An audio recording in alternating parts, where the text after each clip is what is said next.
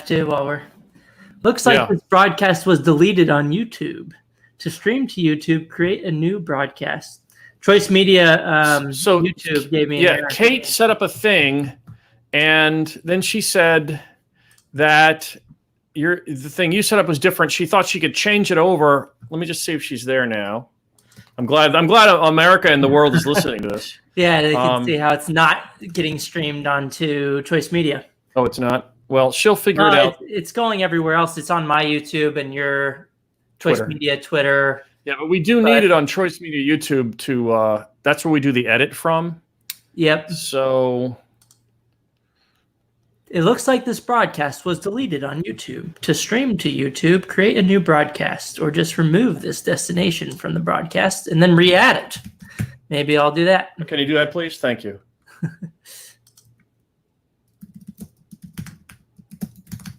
Remove. Hey everybody, you're checking us out. Getting through the Choice Media. Well, maybe it's not your fault, but the Choice Media YouTube technical difficulties. I'm changing the settings, and now it's back up. Okay, cool. Now we're on 5 different platforms. Oh, that's good. And the Choice Media YouTube you don't have to edit out the whole part of us kind of trying to figure it out. So that's I will anyway. Hey, everybody. Thanks for tuning into Random Assignment. We are an audio podcast and also a video live stream. I'm going to introduce Corey first this time. I realize I've been rude to name myself all of these weeks. I'm here with the great Corey DeAngelis, the juggernaut of school choice and education reform of the Reason Foundation. Corey coming to us from a secret underground bunker in the D.C. area, perhaps even in the Beltway. Are you in the Beltway, Corey? Yeah, I'm pretty close to the maybe like a mile and a half away from the White House. Things were getting crazy a couple nights ago, but it wasn't as bad as other areas of DC. So it's been interesting past couple of nights, but. And I'm Bob Bowden of Choice Media, and brought to you by the Choice Media smartphone app, now available for the low, low price of free. So we suggest you download it. I also am proud to announce I have a new AKG microphone called the Lyra, testing out everybody. So that's right here. Some of you may be hearing me in stereo, and I know that's exciting. And so, boy, I mean, it's just such a crazy time. This is like the strangest time of my life. I mean, I don't know about you. I mean, between the COVID virus stuff and now all of these riots and everything, like people are questioning whether the country will exist. I think that's a bit, an exaggeration at this point. Whether there'll be civil war, though. I mean, I heard it talked about, on occasion, kind of as scare tactic stuff to get social media clicks. The past year or two, but suddenly now it's I don't know. Are you? So you're not at least bit. I don't know.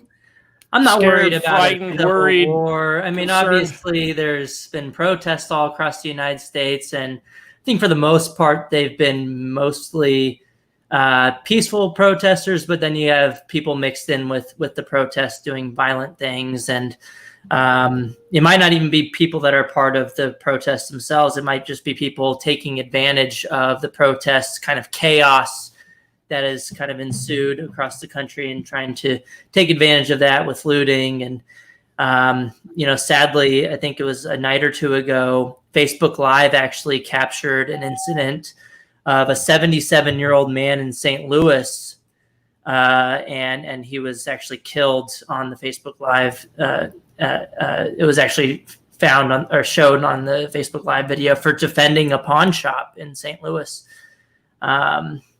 So yeah, crazy times, and I think we'll get through it. But I mean, look, all 50 states and DC have had protests over this. I've been very open about how we need more accountability in policing in the United States, and I think this is part of the pushback to that. But obviously, violence in these protests shouldn't be happening. People should be doing so. It does seem to me, I tweeted out today that it seems like the nation's forming into teams, and you're supposed to pick a team. You're either supposed to not care that George Floyd, was killed by a policeman and that police do indiscriminate killings with impunity. You're either supposed to not care about police brutality, Or you're on the other team, you're supposed to minimize the looting and minimize all the family businesses that had been, running for decades in some cases. Sometimes people, all their life savings invested in these little businesses that get completely destroyed. And you're supposed to try to pretend like that's fine. Like that's, we can't even worry about that. I can't even talk about that. Or even the loss of life in the protests, to which you just referred. So I'm saying I don't want to be on either of those teams. I want to be able to. I don't want to minimize the protests and the looting, and I don't want to minimize police brutality. So, what's interesting to me is how all the COVID-19 stuff just kind of stopped. Just went away. I mean, please. Exactly. You saw the NPR thing that just came out, right? NPR pretty much came out saying that the benefits outweigh the costs because people are now protesting for this reason, and now because people are protesting for this reason and not this other reason, now it's okay. Yes, there was a Twitter there was a tweet stream that I saw. I didn't post publicly, but I can. But it basically said, it was like a list of the way mainstream media described protests when they were conservative protests against the COVID shutdowns, and how all kinds of headlines were saying these people were pretty much killers because of the viral spread that it was going to ensue because of their protests. And this was obvious to everyone that they were, the equivalent of murderers essentially for these protests because of all the virus they would bring back to mom and dad or grandma and grandpa. And then and 1 second later, the protests are now not because of this conservative reason, but because of this police brutality reason. And that narrative disappears utterly disappears. And you just have to say to yourself. I mean, the reality is, with police closing down, or police having curfews on entire cities during the current protests, and then before, locking people in their homes, regardless of the costs and benefits that you want to assign to these actions, in both cases, it's I would say it's government, stepping on our constitutional liberties. Being able to peacefully protest in both scenarios, or the fact that people were told, groups saying, this one type of protest is okay, this one type of protest isn't. Right. A rational response would be that, well, both of these types of protests should be okay. It shouldn't matter what the point is behind the protest. Or in fact, that going to church was made illegal in many states, including the one I'm sitting in, because you'd be too close to one another. But meanwhile, protest after protest with all kinds of non-social distancing is not, that seems fine. So it's the rules are, utterly inconsistent. And in a way, I know we're an education podcast, but it's like everybody's talking about this stuff. So and this kind of loop into the police stuff that we'll be talking about on this podcast today. So we should get into a couple of these things. All right, we got a Harvard update. Before we take our normal format always begins with a Harvard update. An Elizabeth Bartholet update. Corey.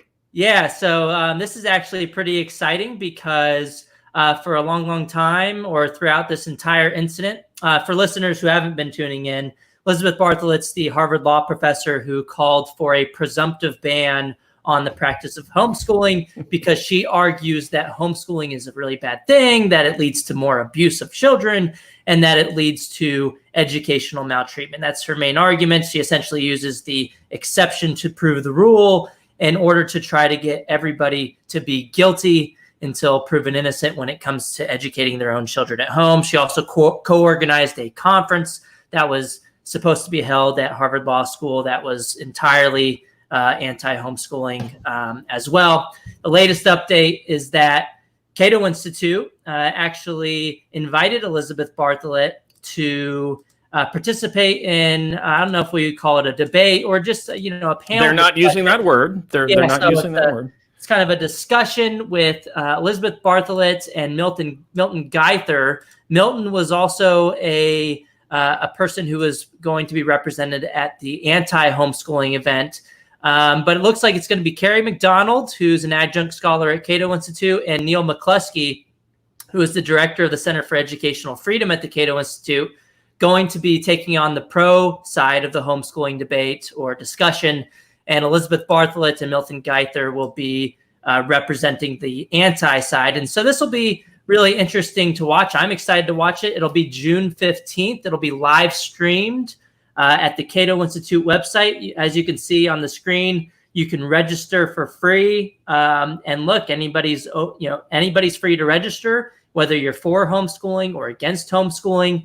I tend to think that the pro homeschoolers have the better arguments in this discussion. So I'm really excited to see Carrie McDonald and Neil McCluskey really lay down the law when it comes to homeschooling freedom. I think it'll be a super interesting discussion, and obviously they'll be taking questions from the audience as well. So if you want to get your questions in for Elizabeth Bartholet and Milton Geither and ask them why they want to take away our freedoms to educate our own children in our own homes, I really recommend going and checking out this event. And why they didn't consider applying the same abuse prism to traditional public schools that they're so quickly applying to homeschooling with no data, by the way. Mm-hmm. But they didn't mention, in other words, the specter of potentially kids being abused in government schools. That didn't even appear on their radar in their analysis. It was basically analyzing one side of an education paradigm and all of its flaws, and that's it. And then they were done, and don't invite anybody else, as you pointed out. Yeah, I mean, go ahead. Well, let me just finish. I would say one thing is that I will say we're wrong about one thing, Corey. You and we didn't think Elizabeth Bartholet would have shown up to something like this. We said it. We said it on the air. So okay, maybe we're wrong on that one. Okay, so go ahead. Oh, wow. I just got a text message from Mayor Bowser in D.C. We got another curfew tonight. Great. We get to be stuck in our homes. But go ahead. Yeah. So this will be a week from Monday. Like Corey said, June 15th. It'll be noon Eastern, 9 a.m. Pacific. And if you forget about it, you can go to the Choice Media calendar. By the way, we have an events calendar, and find it anytime you might need to look up an event like that. But it'll be June 15th. And it'll be interesting to see what happens. Well, yeah, Bob, I recommend that you go and participate and ask them and send a link to the Sexual Abuse in Schools website and ask Bartholet, based on your logic for a presumptive ban on homeschooling based on rare cases of abuse, are you also calling for a presumptive ban on government schooling? Yes. Should government have to prove to us why we should be forced to, or why we should have to send our kids to the government school system when there's all these cases of abuse and educational maltreatment? Yes. So show us the data you've compiled, Professor Bartholet, on government school abuse. Show us your work in that regard so we can accurately compare it statistically to the other sector. Well, that and her, I want to ask her about her logic in her Reuters interview, or it was a Russia Today interview from 2014, where she got pretty frustrated in an interview. And we talked about this, I think, last week or 2 weeks ago, where she was essentially arguing, the person she was arguing with from Russia was saying, we should get rid of international adoption because there's rare cases of abuse. And Elizabeth Bartholet correctly was saying, no, we shouldn't scrap the whole thing. Overwhelmingly, people do better when you allow for freedom with adoption, because the kids are also abused in the institutions as well. Because the alternative is that they're going to the government institutions. So Elizabeth Bartholet said in that interview that people like you really like it when there's, these rare cases of abuse, because they can use those rare cases to outlaw adoption for everyone. If you just it was typical of you to have found that and actually presented it so well in our last podcast that basically the logic, she just flipped around 180 degrees. But there's also a Mr. Dwyer update. You've got a Dwyer update, don't you, Corey? Yep. So there was a pretty viral video that came out during the time when all this because Dwyer is he's affiliated with Harvard University, but he's a professor at the College of William and Mary, and he has similar views to Bartholet. And there was a viral video that came out because he co-organized that Harvard Law School conference that was an anti-homeschooling conference with Elizabeth Bartholet, and he said something along the lines before that, the state, the only reason that you're a parent at all is because the state essentially allows you to be a parent, that the state confers legal parenthood. But there's another clip that I found online that surfaced recently from a 2007 discussion with the Federalist Society members, a couple of pro homes, I don't remember what the exact debate was actually about, but I think it was about like freedom of speech for parents and whether government should be able to limit speech in your home. So it had something to do with, kind of child-parent relationships. But here's the clip, and it says something similar to the recent video that came out that went pretty viral. In the video, Dwyer's the guy on the left. Check it out. The state creates the parent-child relationship and confers powers on parents. But I think that's a very important point of clarification. Sure, every state has parentage laws. If you wonder why you get to take a child home from the hospital, you need to look at the state statutes to figure that out. The state creates the power right out of Melissa Harris Perry and confers powers on parents. Yes. Oh, yeah. You got that typed out there for us. Yes, exactly. Because before the state existed, there was no parenting. No such right? thing as parents. The only reason you're a parent is because the government says, well, you get to be a parent. You have my permission to be a parent. And yeah, it's the same thing with it's the similar thing that Melissa Harris Perry said before. Perhaps the government created sex too, Corey, and that's why the children actually appear in the first place, and we have the government to thank. It's totally ridiculous, and I'm so glad that in that discussion in 2007, the whole audience laughed at him because it's like, you got to be kidding, man. And later on, Jay Sekulow, the guy who was sitting right next to him, he said something along the lines is, because James Dwyer was saying something in the discussion about, we don't want, parents to have a monopoly on what their kids are learning. And Jay goes, even though it's their kids. And then the whole crowd starts laughing again. And Dwyer quickly responds something along the lines of, well, there is a possessory term that I wouldn't really use in this context. Again, inferring or implying that he's saying that it's not actually their kids, it's society's kids. And so he's suggesting that hegemony is that parents actually are in charge of the kids. That's where we should be concerned about, autocracy and somehow, overuse of power and whatnot. And because the district schools, the government schools, have no issues along those lines. All right, well, let's move on. So we have this story about schools terminating their contracts with police. So we first turn to HuffPost, which says this. It talks about a number of school districts around the country. That's it. Amid uprisings, schools consider terminating their contracts with police. And actually, I'm kind of down more on the second paragraph there. Well, it says in Minneapolis, where protests exploded after a police officer killed local resident George Floyd, the school board voted Tuesday evening in favor of a resolution to cut ties with the police department. And you scroll down a little, you can show people.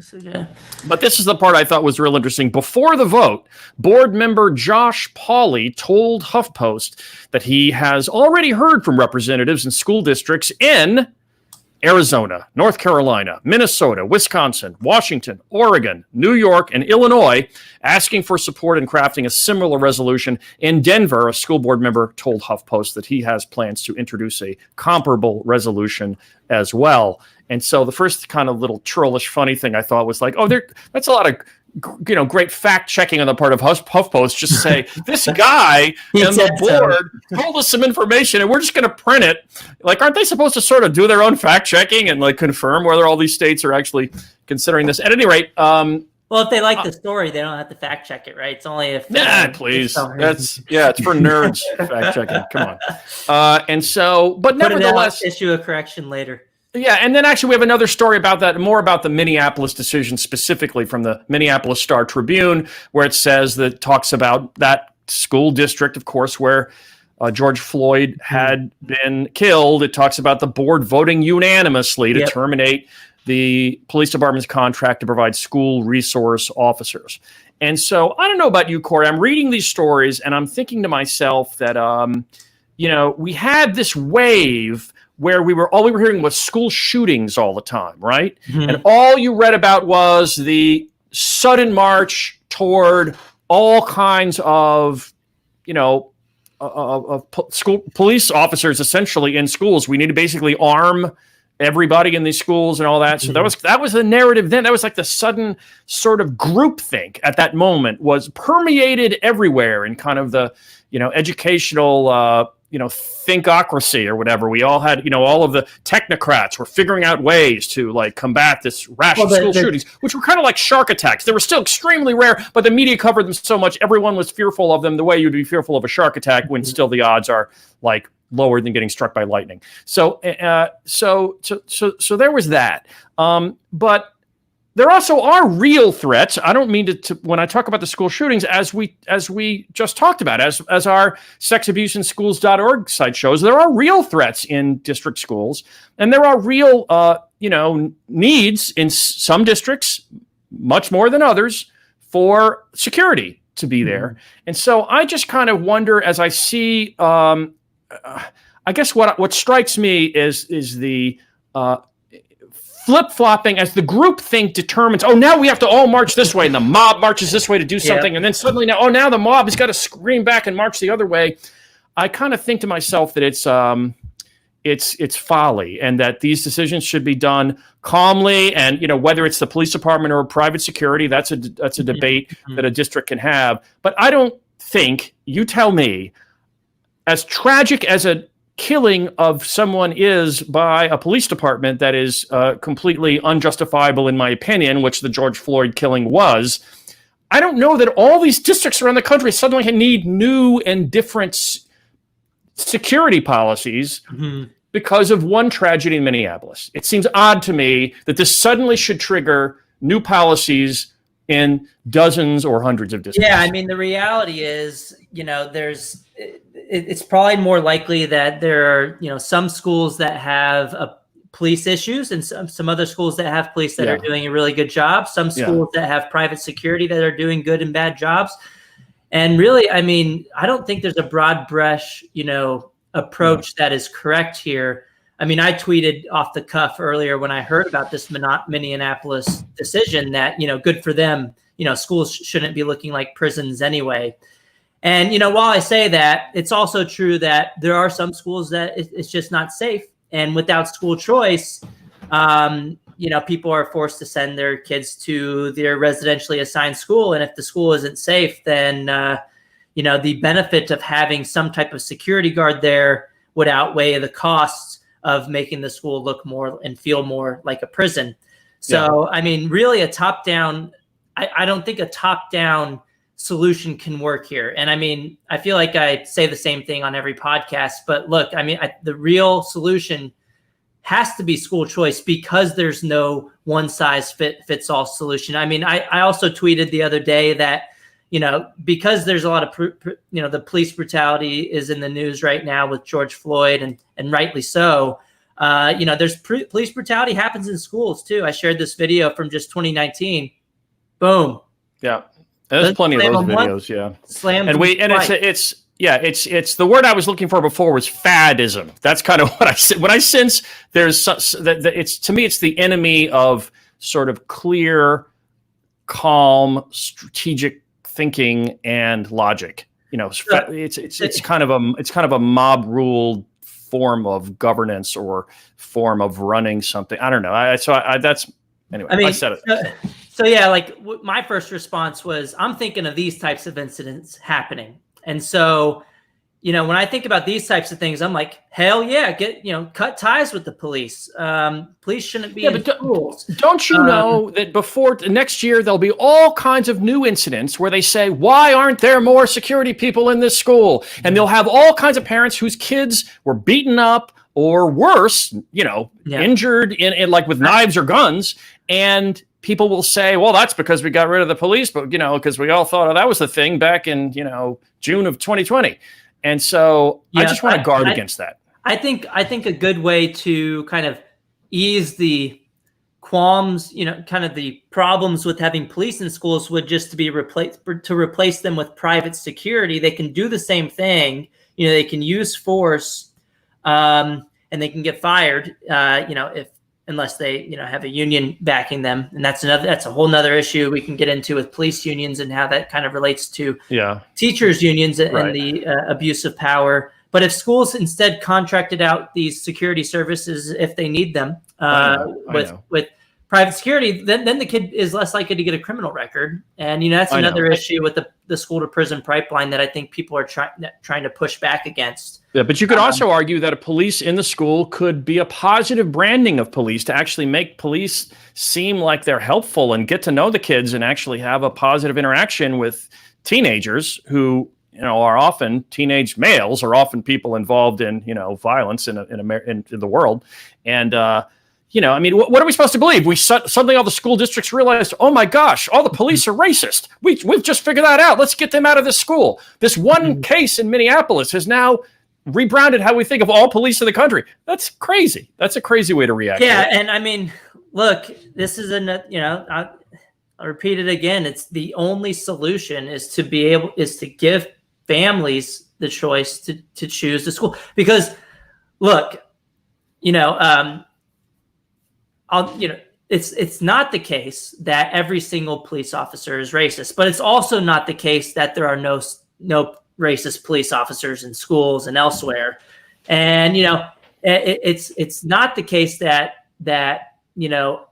all police officers are doing a really good job, but it's not the case that they're all doing a really bad job in schools too. So that's because there's variation is the reason why we need to be able to hold them accountable from the bottom up. Like if I'm a parent and I see that there's this police officer that's not getting fired for, discriminating against, students of color, whether it's proven or not, if I feel that way, I should be able to take my education dollars to go to a different school that has a better policy that maybe doesn't have police officers. Maybe they have private, or maybe one that does, or maybe one that does. And so, I made the point before, don't make me pick one of these teams, or I'm supposed to not care about police brutality. I'm supposed to not care about looting and violence. In other words, I'm someone who myself, I dealt with a police officer that I thought was an authoritarian jerk and was hassling me for absolutely no reason.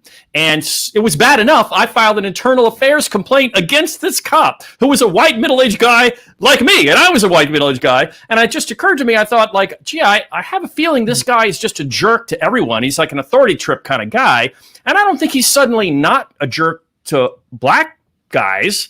And I bet if I were black, I would think to myself, well, I didn't do anything wrong. There's no other reason for this guy to be treating me like this. It must be racism. And so it does make you wonder. And this is kind of off topic, but like in the case of the officer in the George Floyd case, I know there were previous complaints about him. I'd be curious to see if they're all black. 18 previous complaints. And the problem is, but the races of the people with the previous complaints. I'm trying to say that it could just be that some cops are authoritarian jerks to everybody. And the media is constantly saying to black people that if a white cop is like that, racism is the reason. And in my personal case, with my personal internal affairs complaint, racism wasn't the reason, but I would have thought so if I were black, because there was no other reason for him to be acting like that. So anyway, I just say be careful what you wish for. Anyone who doesn't know about something called the Ferguson effect, you can Google it and look it up on Wikipedia. It basically says that, a lot of times if police are vilified, like was said to be the case outside of St. Louis and Ferguson, Missouri, then sometimes what some police departments do is just say, okay, bye. We're going to just not really try too hard to do anything. And so I didn't make it up. It's called the Ferguson effect. Just be careful what you wish for in these schools. I think I'm with you that I think most of these problems stem from just lack of accountability for police overall. It could be that they're just jerks to everybody, right? That not all of them, but certain ones are just some percentage. But I also think that there's also some percentage that and I don't know if this is I think the larger problem is just having a monopoly on force, essentially. And that'll be a whole nother episode to get into the idea of police choice and to get into the idea of holding police accountability. But what if we find out, what's the guy's name? Chauvin or something? That was that police officer's name in Minneapolis. What if we find out that 2/3 of the people that filed complaints against him before were white? Can you imagine? I don't know that. There are eight other complaints. Let's say, what would America say if, actually, he does this to people of all races? It's just that there happened to be a camera this time and he killed somebody this time, but maybe he's a jerk to everybody and worse. The jerk is, I realize, it's insufficiently it's worse than that. Yeah, we know. Yeah. But yeah, I think it's a mix of, and it depends on the individual. I think that's why we got to be careful about making any of these statements, because we don't have a lot of right. It's assumed that it's racism. But I think it's a mix. But again, that's why accountability needs to come from the bottom. People have to have power to vote with their feet, because you can't prove a lot of these things, and because it's a lot of like deeper issues that require you to just vote with your feet and say, I'm getting away from this school that has this policy that I believe to be discriminatory, or maybe that my school isn't safe enough, so I need to be able to vote with my feet to get to this other school that has maybe have more security stuff going on. But it differs by individual school. It differs by type of school. So I think the main takeaway is choice. Before we get to the next topic, I want to. I did find something else from James Dwyer that I forgot to share with everyone. But this is another hint that James Dwyer has some pretty radical ideas. And again, this is the guy that co-organized the conference that's now canceled because of COVID-19, in their words, that was supposed to be held by Harvard Law School against homeschooling families. But he also wrote an article. I don't remember how long ago it was, but he says in his abstract of this article, he calls for something called like relocation zones, but the gist of it is that if you're in a dangerous neighborhood, he wants to be able to force you to move out of that neighborhood. And if you don't, the government gets to take your kids away if you're in this quote unquote dangerous neighborhood, however they want, the elites get to define it, or however the government gets to define that. But the quote is in the abstract, and I'll just scroll to the abstract because I have it right here, but says to remedy this issue, he calls a violation of children's rights, dangerous neighborhoods. He wants to call for reforms they would be making relocation out of the most dangerous neighborhoods mandatory rather than voluntary for parents who have and wish to retain custody of their children. The takeaway there is, again, that if you're in a dangerous neighborhood, government gets to say, we're going to take your kids away. And if you don't like it, too bad. Well, yeah, he should decide that for everyone too, right? This is the same logic behind the ban on homeschooling, right? That the kids belong to the government, and that the government should be able to make all the decisions about your educations. Similarly here, I dug this up from his previous SSRN paper. I think it was actually published in the Alabama Law Review. Similarly, the government should get to make the decision of where kids are allowed to live. It reminds me it's crackpots who could sometimes dress up their language in sophisticated sounding vocabulary, get treated as if their logic is meaningful when it's just nonsense. If I ever do another documentary feature length, it's going to be on the myth of expert worship. And so you can go everywhere from Federal Reserve Board chairmen who are considered like the gods of the economy, who completely get things wrong, to political prognosticators who guess, Hillary will beat Trump, to alleged education experts who say nonsense and, but they have these fancy degrees. And so they speak in tones that seem erudite. So we have to all listen to them. There's a disconnect, really. There's a huge disconnect. Okay. Cool. Let's get to the next topic. We've been ranting about the police stuff. There was an education dive story. School leaders and organizations across the country vow to address implicit bias in education. Oh, this is my story, isn't it? It is. I was giving you a little help there. Yeah, because I had to jump on Dwyer again and talk. But this education dive story kind of gets around how. California State Superintendent Tony Thurmond is, one of the many leaders across the United States in school districts that are saying that schools must do more to address, racial bias, whether that's, explicit or implicit. There's a couple of, takeaways I have on this. I'm sure you have different takeaways on this as well. And, go ahead. Of course, this is, something that I think kids, should be learning about, but then also you have to weigh the other things that the schools aren't already doing, like, maybe the basics, math and reading. Are kids proficient in math and reading? And if they're not, does this take away time from those things? How much of this should be left to the parents? I think this is, raises all of those questions that, of course, this kind of information, some people like myself may find valuable, but then other families might say, well, maybe we should be teaching other things in schools. Maybe we shouldn't be teaching political stuff in schools. Maybe we should save that for the family, especially if it's crowding out other topics like math and reading. And so again, I think this is another argument. All roads lead to school choice or education choice, that if you don't like this in the schools, you should be able to vote with your feet to a school that focuses on the basics. Or if you do like this, well, then good. You should be able to reward schools that are doing this by voting with your feet towards schools that are doing these kinds of policies. That's just my quick 2 cents. What do you think, Bob? Well, I think sometimes these kinds of things that are kind of platitudinous, that sound kind of, we should have schools that don't have racism, and they should also, have love, and they should also have, high degree of learning and preparation and all kinds of, I don't find it too meaningful. It oftentimes, though, degenerates into policies that are counterproductive, that are kind of slipped in under the guise of this kind of reasoning. So, for example, there are schools in New York where the big debate was, in magnet schools, stop letting merit be the way that magnet schools are run, because, there's too many Asians in those schools. And so instead, that's kind of racist to let Harvard all those Asians. Too, right?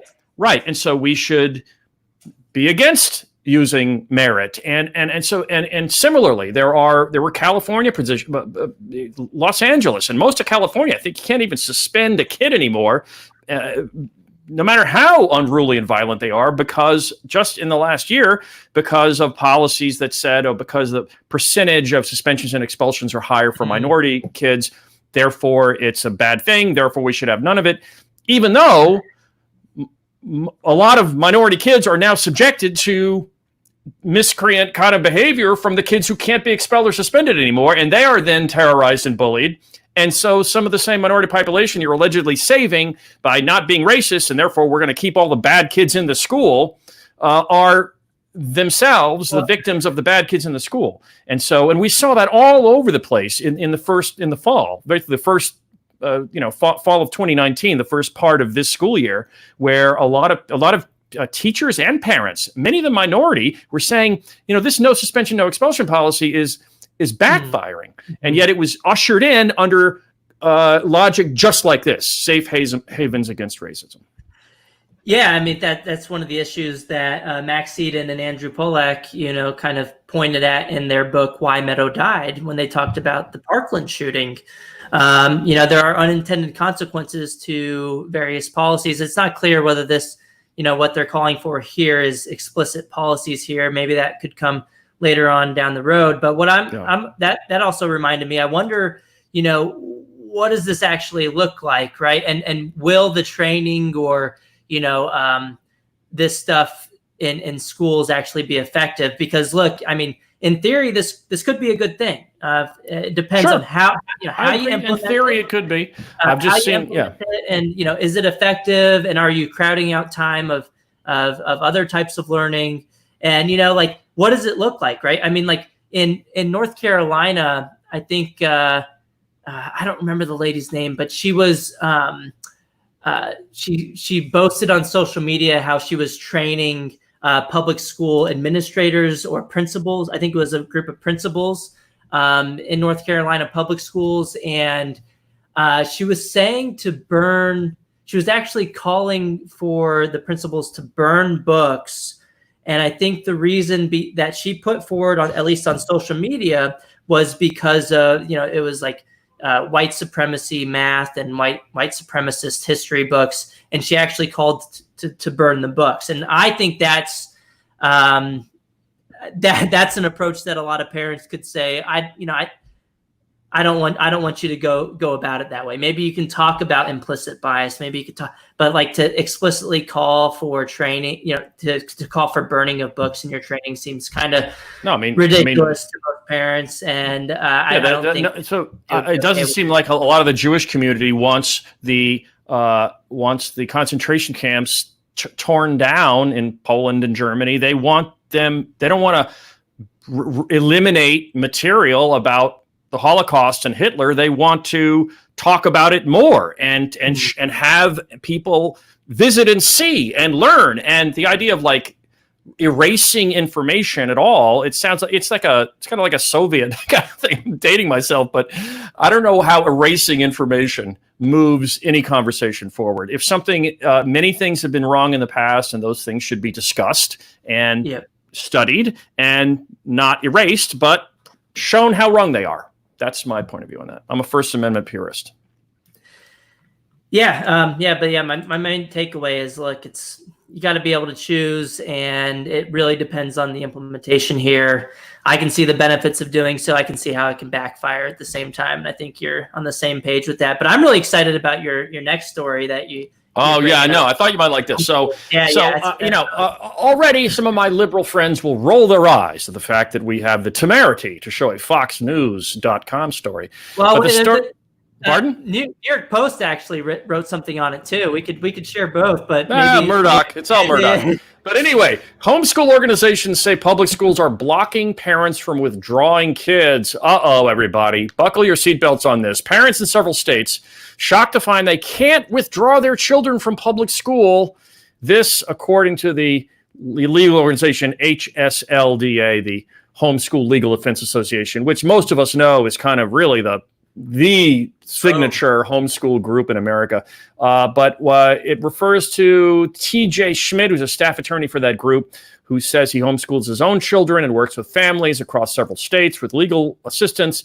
He says, "We see across this country, I've had school officials attempt to prevent or dissuade parents from pulling their kids out." Close quote. He said schools have been unable to process the paperwork also to withdraw the students from public school system. The article goes on to explain something I think we would all probably acknowledge, that some of this is probably due to processing paperwork when the COVID shutdown has meant all the normal paper shufflers who are, sprawling administration offices in every school district, that they are not there and they can't process paperwork in the normal way because of the COVID-19 shutdown. And maybe that's part, so what percent we can debate. But now some of it's just paperwork problems because the administrator people are at home, locked down, eating canned soup.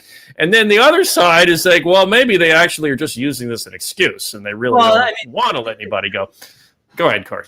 The same kind of reasoning when you have like the government school districts have to approve charter schools to open, and they'll just sit on it forever, and they'll say, "Well, we didn't deny the application." Well, you didn't accept it either. Yes. You've been sitting on it for 2 years, and the schools aren't opening. Yes. It's the same result, right? People aren't able to exercise their educational freedom, and you got the same thing here. Oh, we couldn't get to it. We're busy. Well. Just fill out our 73-page form and we'll process it fine. It's problem's your problem, not us. Yeah. Yeah. I mean, again, I think this is another reason why the funding should just be in the hands of parents. They won't have to mess with. You don't have to beg to be let go. Yeah. Why should I have to beg the government schools to be able to withdraw my kids? I should just be able to say, boom, I'm out of here. I'm doing something else now. I want to homeschool my kids. I'm already homeschooling my kids. I want to continue doing so next school year. And there's a lot of evidence showing that, and we've talked about this the past couple of weeks as the stats have been rolling out. But and we're going to get some more. We will. And every single survey we keep seeing shows huge changes. It's crazy. In the school sectors. So we'll get that into that in a second. But interesting that the government schools are blocking parents from withdrawing their kids. That's how could something like that happen? And how could there be gambling in Casablanca? We can't believe it. It's so odd. Anyway, so let's talk about that Ed Week story, Corey, on the AFT and the NEA. So the AFT and the NEA are getting involved in stuff that most people would say, aren't an immediate. There isn't an immediate connection between the education system and police practices. I guess you can make an argument as to how they're connected, but look, they're joining a push for national overhaul of police practices again, which I actually is one of the few times that I agree with the AFT and the NEA, the nation's two largest. You're going to be paying dues any second, Corey. Yeah, you're agreeing yeah. with them so much. Yeah, I'm a free rider. They're lobbying on my behalf, right? You're getting the benefit without paying the dues. Well, You're a these free are the rider. two largest teachers unions in the United States, and I've been calling, since the last week about how the police need reform and the criminal, law enforcement needs more accountability in the United States. And I've given a couple of examples. I've been kind of pushing and elevating Justin Amash's proposal to end qualified immunity in the United States. So I actually agree that there needs to be some, more reform. All right. The reason I think that we should talk about it, though, is that even though I agree with this, I think we can agree that this probably isn't the role of the nation's two largest teachers unions. Oh, really? You don't think the teachers unions should be taking positions on what city the capital of Israel should be in, which they did, taking positions on everything from funding of healthcare policy to even just let's just start with the fact that they endorse political candidates without surveying their rank and file to even know what the rank and file actually approves of or doesn't on a certain. They'll said, let's just take a position and tell. In 2016, Randy Weingarten went in hard with Hillary. Well, actually, what I meant was it was 2012.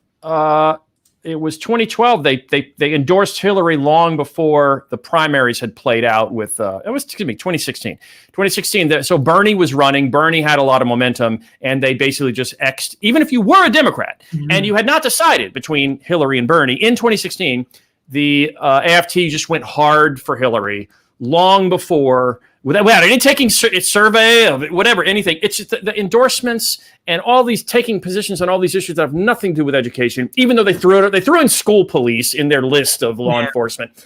But I mean, it makes me tired. It's just ridiculous. Well, yeah, and I think that's the main point here, that even if you agree with the proposal, that it doesn't seem like it's a clear connection with the the education system. Yeah, I mean, and like you said, this isn't the first time that the two largest teachers unions in the United States have been dipping their toes into political issues. And that's what led to, the Friedrichs case. And more recently, that's what led to the Mark Janus, related issue with Mark Janus, but the same result, that, union dues cannot be mandatory anymore in the United States. And I think that's a good,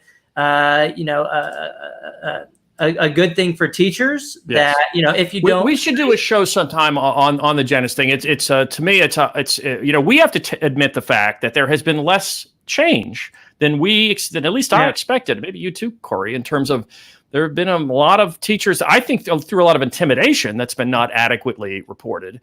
But I hear it anecdotally all the time from teachers I just know who are afraid of the union. In America, there are people who are grown adults afraid to say what they really think about schools because of retribution that is real, that will come their way if they quit the union and all that stuff, which is their right to do. So. Anyway. Yeah, I was just talking with Rebecca Friedrichs, who was on the case, that preceded, the lead plaintiff in the case that preceded, the Janus case, and I think they tied in the Friedrichs case. That's why the Janus case had to happen, because Justice Scalia passed away, and he was supposed to, or expected at least, to vote in favor of the plaintiffs, I believe. But she was saying, that a lot of the teachers were being pressured in California to stay with the union because, like she said on my podcast a couple weeks ago, that they would bully her or bully teachers in the teachers' lounge, saying that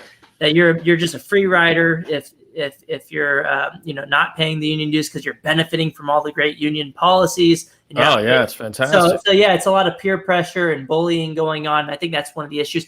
But another thing is, I think there just needs to be more information, because I'm sure a lot of conservative teachers, and there are a lot of conservative teachers at the K through 12 level in the United States, if they knew what policies that the unions were actually lobbying for, they may pull their, they may pull some of their funding away from the unions. And I think information plays another Yeah, they may. I think it'll happen more and more in the future. I actually think it was going to take a couple of years because there's a lot of inertia, and it is a kind of a system. Public education in America is very hierarchical and structured, and a lot of the people that are in the system, of course, most of them are really good people, but they're not usually disruptor types. They're usually problem diffusers by disposition, and and so it's people like you and me, Corey. We're disruptors. We're trying to go around. We're like in a bulls in China shop, especially you. but anyway, so all right. But let's move on. We have this story from coming to us from Reuters, and it's about with schools shuttered, learning lags, and students left behind. Reuters survey shows. But the reason I wanted to highlight this is because what it says about online learning being done badly. We've talked about this before, but this is a brand new story. As you can see, it's a Reuters special report. Well, when you see those words, that's important, right? So it says here, classrooms across the country, including this one at Milton Union Exempted Village School District in Ohio, are dark and empty amid the pandemic shutdown. And then it says a Reuters survey of nearly 60 school districts across the country provides hard evidence confirming parents' fears. Distance learning is no substitute for in-class teaching. They go on to say this woman's third grade daughter had been seeing a reading specialist once a week before her Florida school closed abruptly. Since then, her child has had no contact with a specialist. And this child is left to download, or the mother is left to download her daughter's special education material and sit with her as she does her schoolwork in between her own calls as a lawyer. Is it the same material? ? Sure, she said. But is it being administered by a professional who knows what they are doing? No. And it's yet another story of online learning being trashed in the major media as an ineffective paradigm for education when being done by people who do it badly. Either they don't care or they are just not, I don't know, trying something. Maybe they don't, maybe no one ever taught them. I don't know what it is, but the point is it drives me crazy when I see stories like this because online learning is a special thing. And if you work at Connections Academy or Florida Virtual or K-12, and you've done this for years and years and years and gotten better and better at delivering lessons through the internet, that matters. And don't call this other stuff online learning when teachers aren't even administering it properly according to the Reuters special report. Yeah, well, I mean, more states should have followed the lead of Alaska that just said, you know what, we're just going to partner with Florida Virtual Schools because they've been doing this for decades. They know what they're doing. Might as well just outsource all of this to them.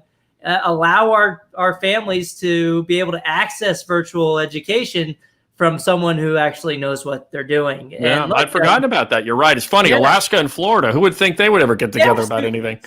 Super far away from each other. And look, I mean, Florida Virtual School is a government school too. But it has to compete.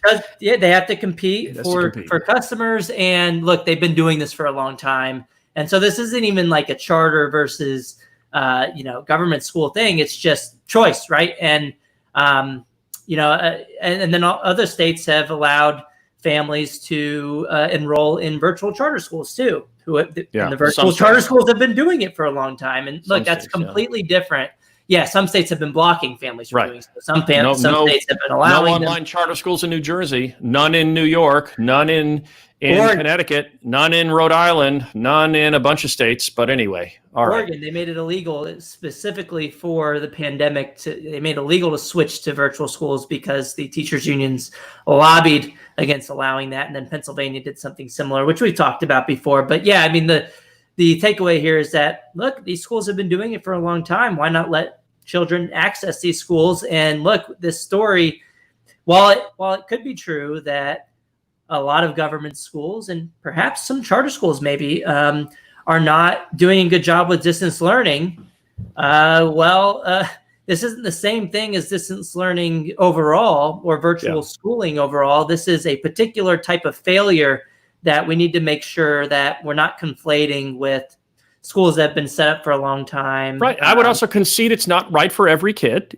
Distance learning is, there's no doubt it's not right for every kid, but you at least need people that know how to do it when they're doing it. At any rate, the next story from Wisconsin, Corey, is actually my favorite story of the week. I'm pounding the desk. This is my favorite story. Well, I know it's just one district, so people, go ahead. We usually talk about stuff that doesn't make sense, and now you're bringing up a story that, Madison School District in Wisconsin proposes layoffs to be based on something crazy like qualifications, not. Do you know that that Madison is considered, it's kind of a liberal enclave in the state of Wisconsin. So it's not, So I mean, they're proposing this. Bob, do you know of any pushback on this proposal to lay off people based on something like qualifications instead of seniority? I think that makes sense, right? Oh my God! The fact that we're still having this conversation is sad. What am I in this game? 10 years now, Corey. I'm still talking about the fact that every industry in the world has qualifications-based promotion and qualification-based pay, and that we have this one sector where we're supposed to believe you can never really evaluate somebody completely fairly. There may be some element of unfairness. There may be some nepotism. There may be some sort of favoritism. Well, you must treat everyone exactly the same based only on seniority and tenure. It's and I love to say, try this with a software company and pitch it to them. See if they laugh at you. Try to go to a bank with this policy. Why don't you take this policy to, any auto dealership or restaurant or, any company that does anything? Hey, I got an idea. Just pay people purely by years of service and nothing else. They would actually laugh at you. It's the stupidest thing no one would create a system like this. But they have the teachers believing that you can just never fairly, because I'm a band teacher and that person's a Spanish teacher and that person's over there an algebra teacher. There's just no way to compare us right. You could say that about every company. Every company has got people that do different jobs, and yet the bosses aren't perfect. They make mistakes, but to say no evaluations at all, unless they are evaluations that have no consequences. That's the one kind of evaluation they allow. Evaluation has zero consequences. They look, we're not against evaluations, right? As long as it doesn't mean anything. As long as 99.9% of people in the system are rated as proficient or satisfactory. What is that? The widget report that came out? I mean, a more recent one came out finding pretty much the same thing. And I think that's like similar across like public sector jobs as well. Like if you look at police and other public sector jobs. That's true. They also have like internal evaluations that are like super high, like teachers as well. But I mean, you can come up with reasons as to why there could be unintended consequences with doing it based on qualifications, right? I mean, you can pull stuff out of nowhere. Essentially, unintended consequences. What? I mean, there could be unintended consequences. Like, for example, what if the principals they just really are discriminatory against a certain guy? Maybe they just don't. There are bad managers. Yeah. You know what else? You know who else has bad managers? Every other industry in the world. They also have bad managers, and they still do evaluations of people.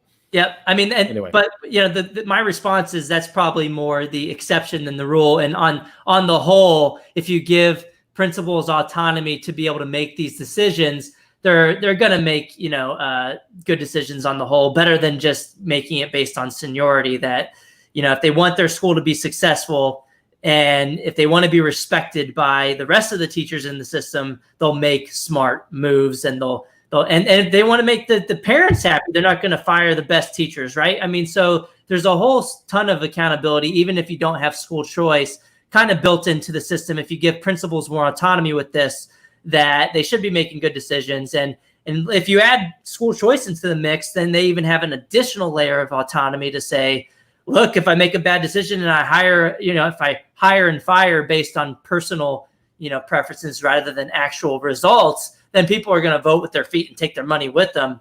And in Madison, they do have, they have a statewide school choice program in Wisconsin. So that's another reason why people should be, happy for this proposal, and they should, implement this proposal to allow for hiring and firing decisions based on performance and qualifications rather than. I can't believe that Madison, of all places, Madison, Wisconsin, doing this. I'm stunned by that. But anyway, the reason that people might be talking about layoffs or and evaluation is because of this next story. And I guess this will be our crescendo. We're at an hour point already, but this next story is about an enrollment crisis coming, and this is something called voiceofsandiego.org.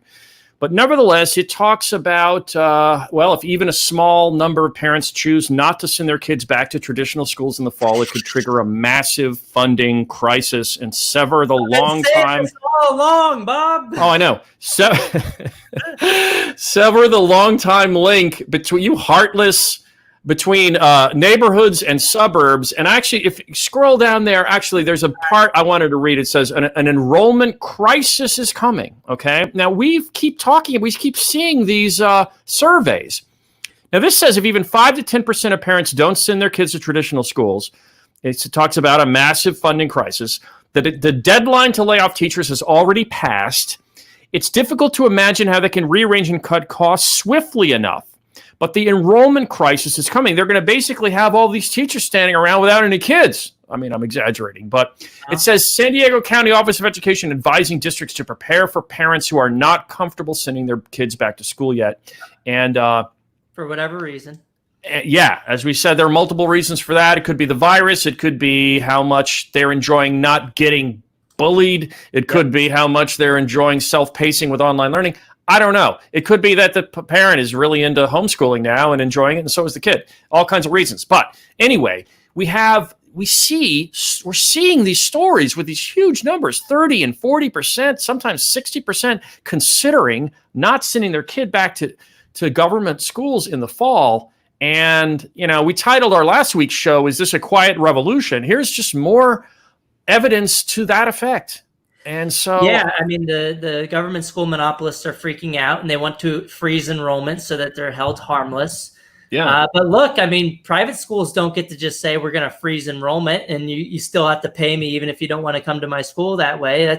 If you don't want to come to my school next year, that's how it should work in all sectors.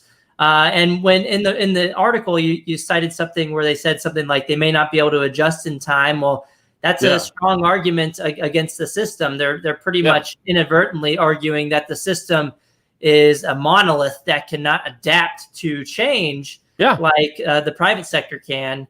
Of course, there's going to be cuts in the private sector as well. But you're right that we're seeing a ton of evidence, even bigger numbers than what I originally projected. I just kind of off the cuff before all these surveys came out, I was just like, if there's a 1% increase or a 2% increase in homeschooling next year, I'll be pretty surprised. And I think, it's not going to be a big change, was what I was theorizing initially. But you have these reports coming out from American Federation for Children estimating 41% of families saying that they're likely to continue homeschooling even if schools reopen in the fall. You got EdChoice, 52% of families saying that they are have more favorable views of homeschooling as a result of COVID-19. You got tons of surveys.